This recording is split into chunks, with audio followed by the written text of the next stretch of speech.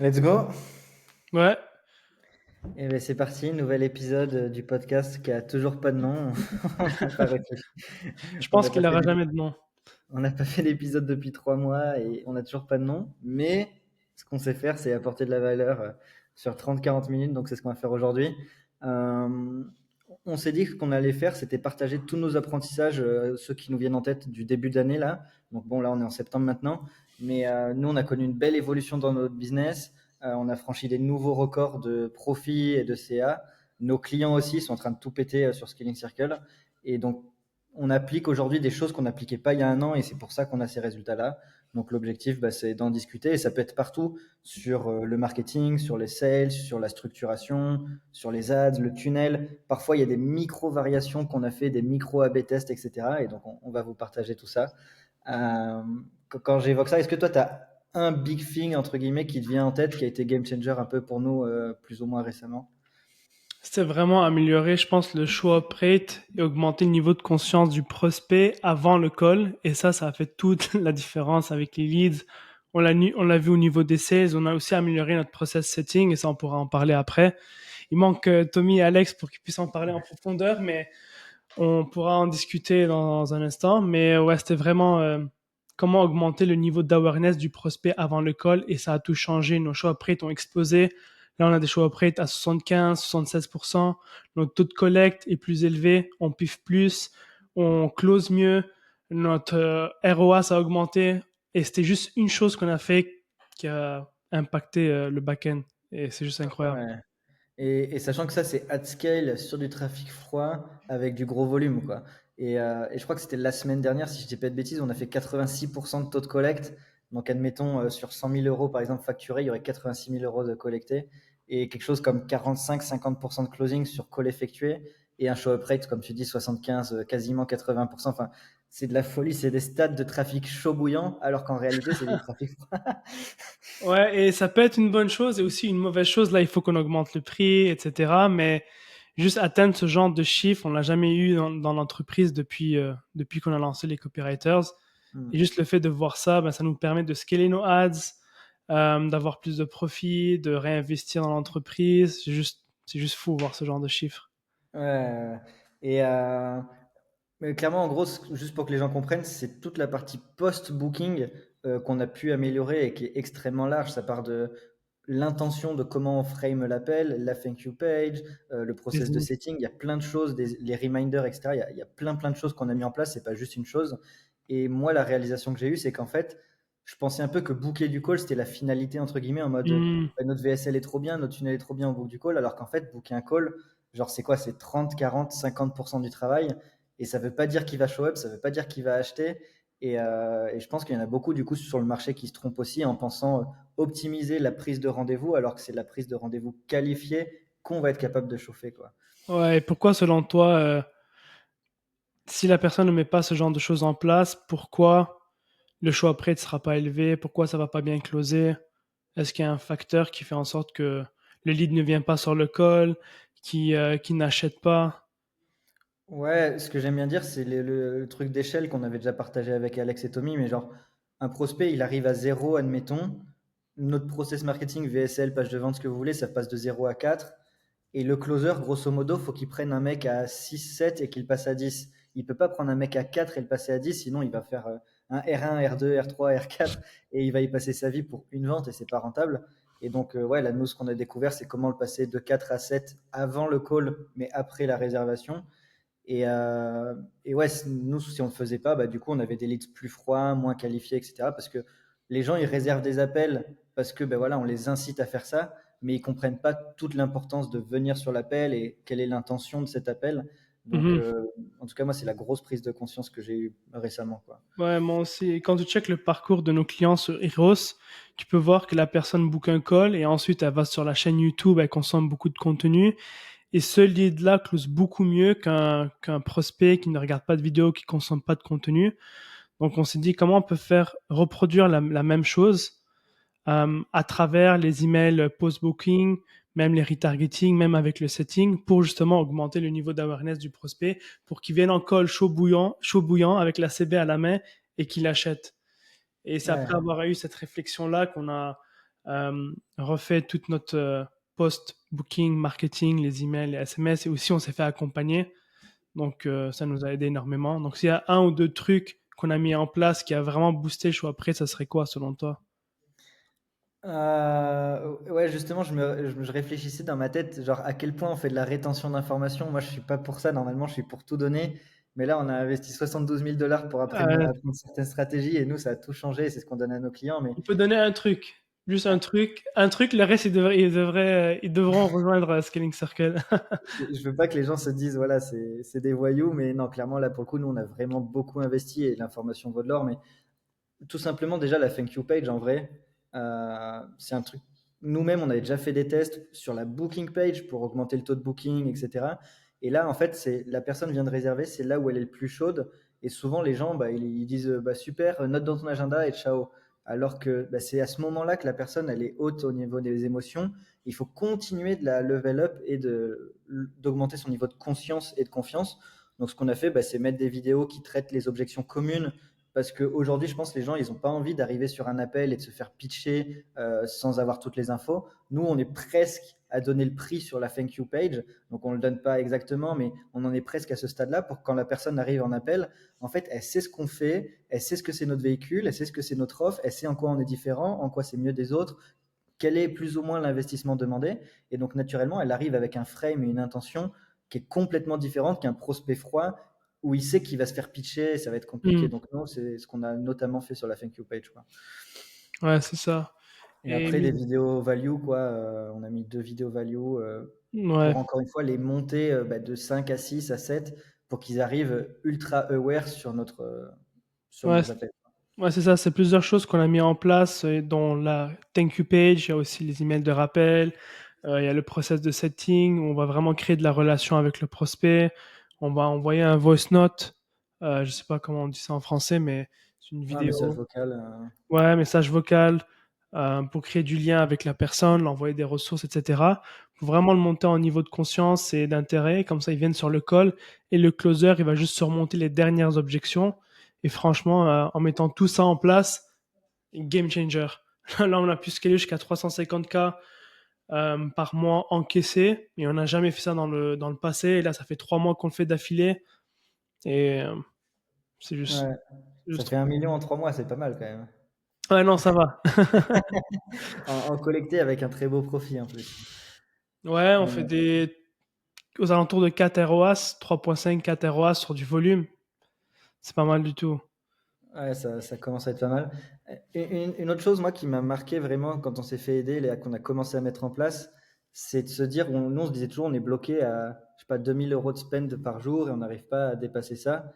Et en fait, en faisant les maths et en identifiant réellement quel est le bottleneck, le goulot d'étranglement, on a compris qu'en fait, c'était pas magique, entre guillemets, ce cap qu'on avait, c'était simplement rationnel, c'était la quantité de créatives, la quantité de closers, de disponibilité, Hmm, etc. Et là, on est en phase. Et clairement, moi, je suis convaincu qu'on peut dépenser 10 000 € par jour, tous les jours. Ça moi va pas aussi. se faire du jour au lendemain, mais c'est obligé qu'on y arrive parce que le marché, il est là. Et nous, on se disait un peu, ouais, on a peut-être saturé le truc ou quoi, alors qu'en fait, pas du tout. Et si on fait les maths, en fait, la dépense, elle est illimitée, quoi. Ouais, et notre coach, justement, nous a dit c'est quoi votre bottleneck en ce moment. Et j'ai regardé les chiffres, j'ai dit honnêtement, je sais pas quoi te répondre parce que pour l'instant, il n'y a rien, tout est en vert.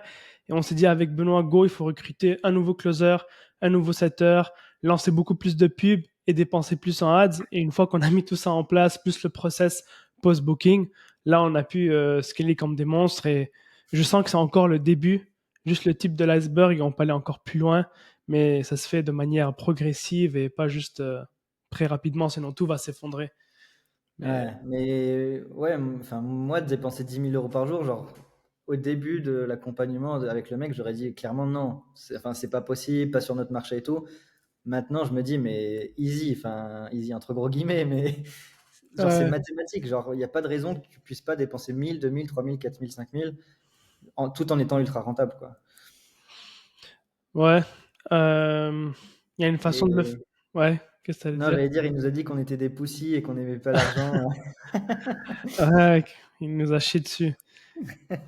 Mais ouais, là, on peut peut-être, je sais pas de quoi tu veux parler, mais on peut peut-être parler de comment scaler les ads à ce niveau-là pour spend jusqu'à 100K par mois. On peut continuer avec autre chose. Ouais, les apprentissages, donc tout ce qui va être post-booking.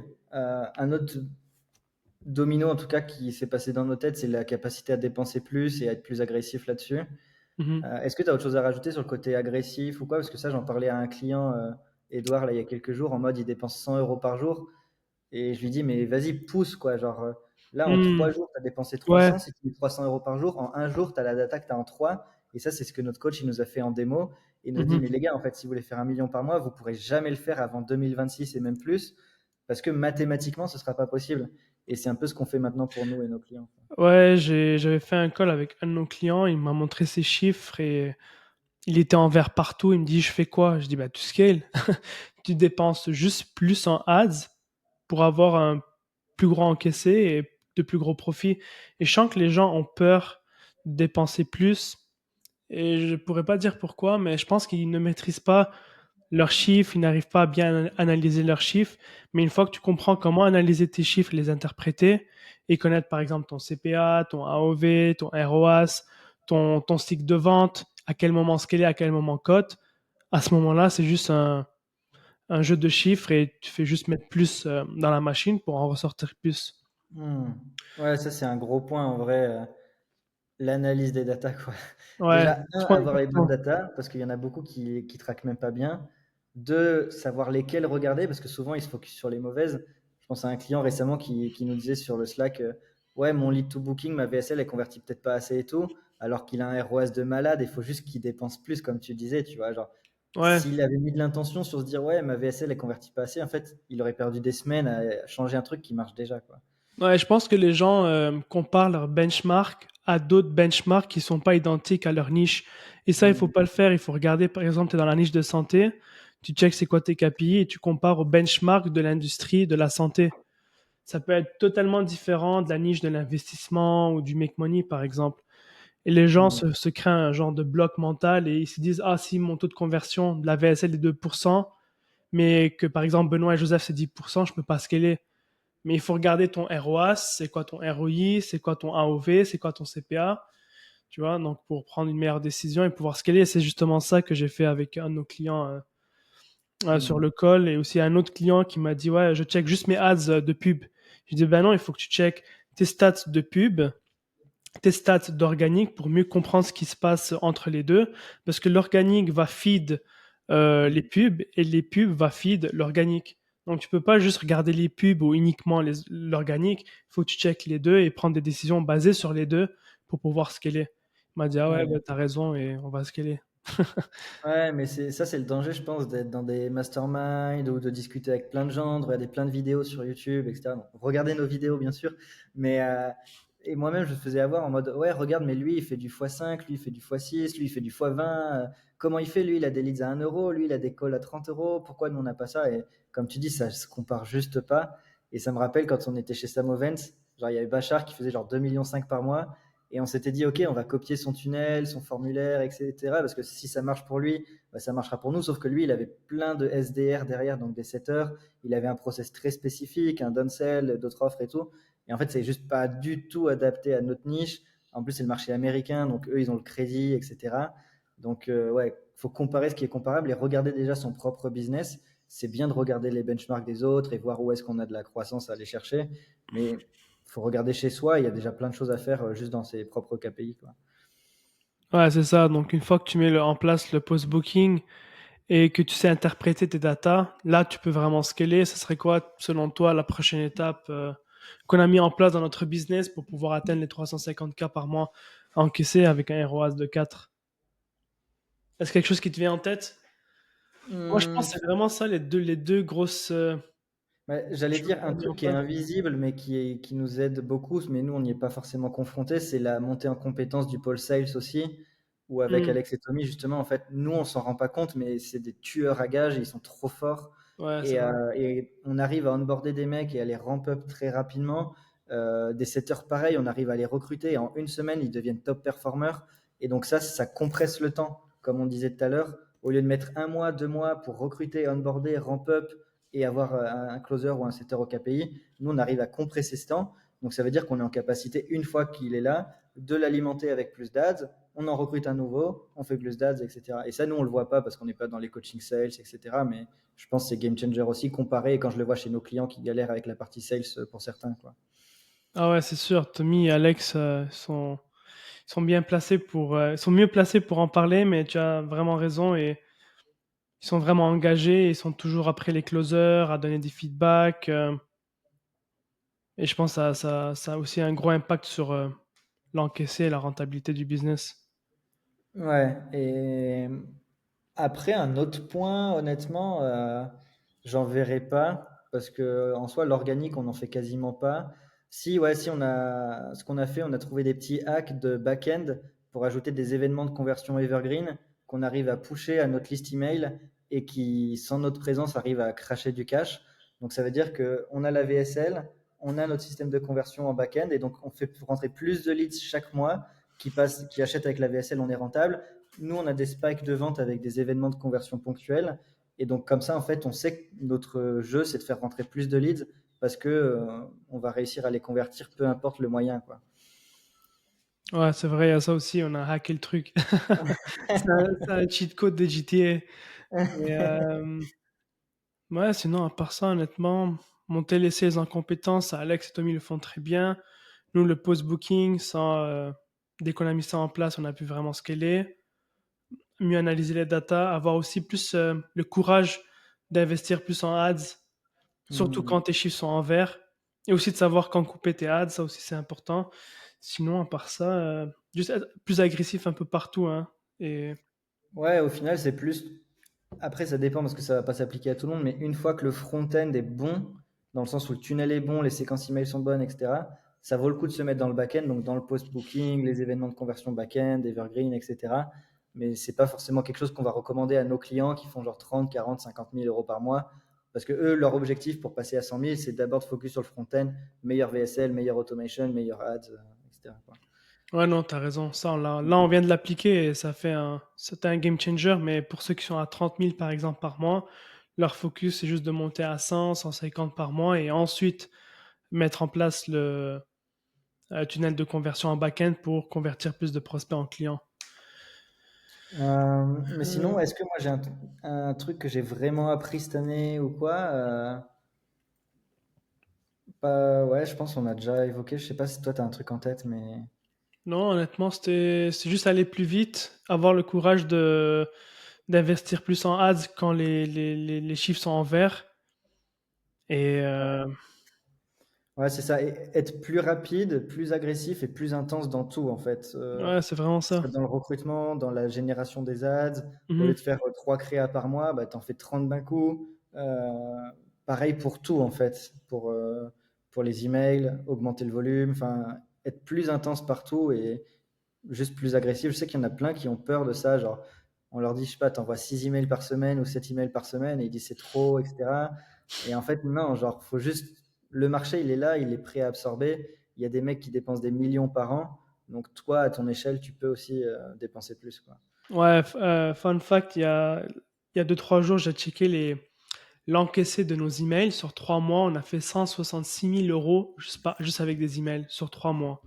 Hmm.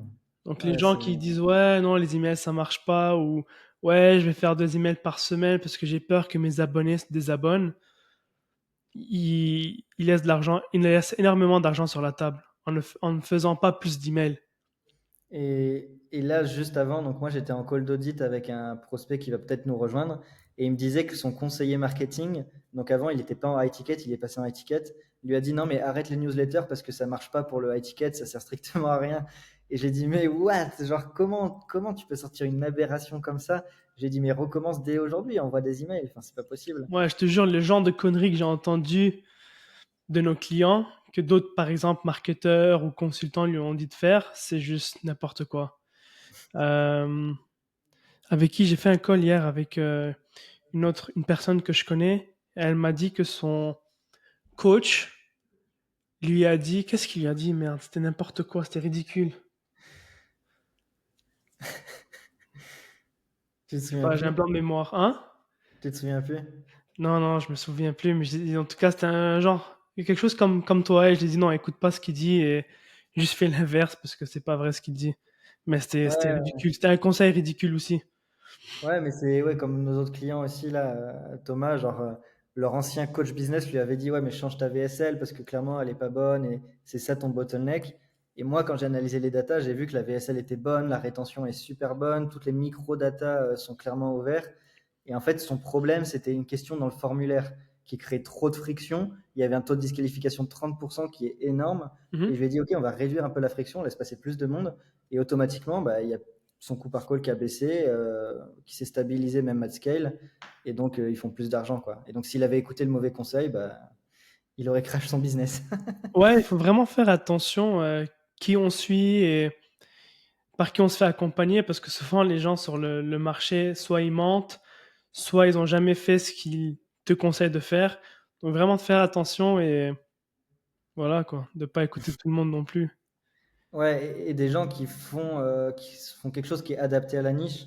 J'en parlais Mm. avec un prospect il y a quelques jours où il me disait j'aimerais bien aller chez Machin. Je fais oui, mais Machin, il a jamais vendu ce que toi tu vends, tu vois. Donc il vend du B2C mass market.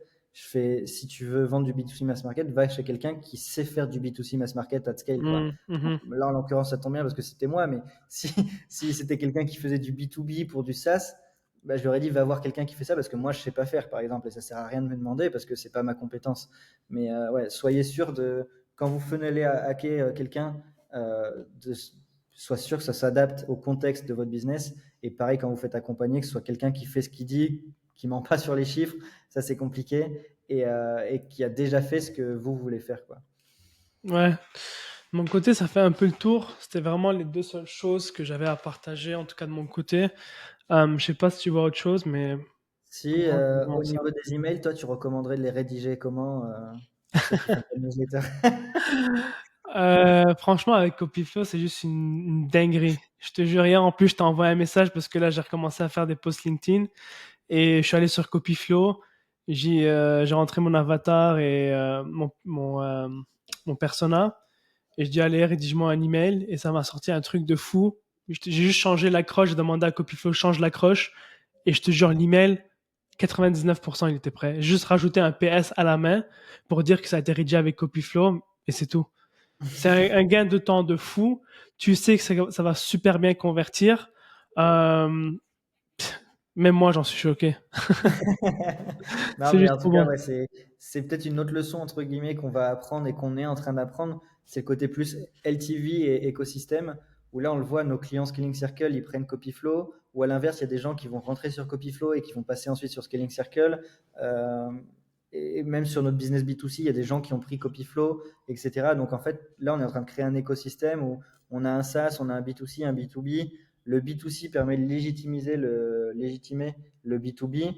Le B2B, tous nos apprentissages, on le partage à nos clients B2C pour que eux aussi ils montent en compétences. Et le SaaS sert aux deux. Et donc là, on est en train de créer un vrai écosystème qui scale et qui fera des millions de profits par année, quoi. Ouais. Donc voilà, si vous voulez faire de l'argent, un, venez dans Scaling Circle, scalez. Et deux, après, on vous aidera à créer un écosystème avec un SaaS, etc. Et si vous voulez rédiger vos emails, vos posts LinkedIn, vos ads, là, vous savez quoi faire. Allez sur Copiflow et créez un compte gratuit. Testez-le. Franchement, c'est incroyable. Et le retour qu'on a eu de nos clients et de ceux qui l'ont testé, ils disent tous que c'est de la folie. Ils sont addicts. Que ça gain de temps de fou, mais aussi gain de résultats incroyables. Donc, testez-le, vous ne serez Ouais. pas déçus. En plus, l'essai est gratuit, donc cliquez en dessous. En tout cas, c'est fini pour l'instant promo. Je pense qu'il y a déjà plusieurs pistes qu'on a partagées. Si vous avez des sujets très spécifiques qu'on a abordés là ou que vous vous posez liés à votre scaling, bah, posez-les dans les commentaires et nous, ça nous servira de sujet justement pour des prochains épisodes. Et si vous voulez qu'on bosse ensemble, il y aura un lien également pour réserver un audit avec nous pour qu'on puisse identifier bah, où est-ce qu'il y a de la croissance possible dans votre boîte et est-ce qu'on est les bonnes personnes pour vous accompagner si vous voulez aller plus loin.